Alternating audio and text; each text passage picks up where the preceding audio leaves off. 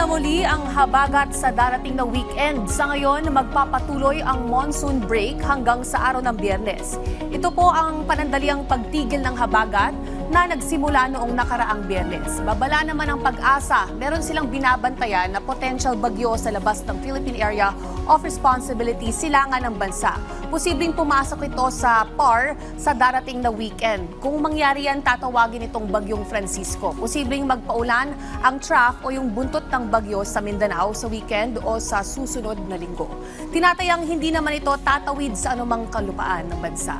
Sa ngayon, umiiral ang maalinsangang hangin mula sa dagat Pasipiko o yung tinatawag nating easterly winds o hanging silangan.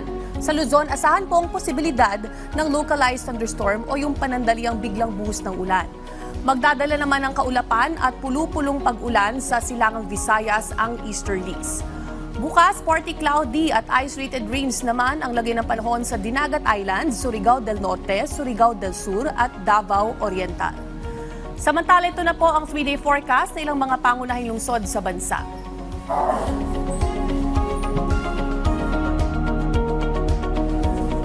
Keep safe at stay dry. Laging tandaan may tamang oras para sa bawat Pilipino. Panapanahon.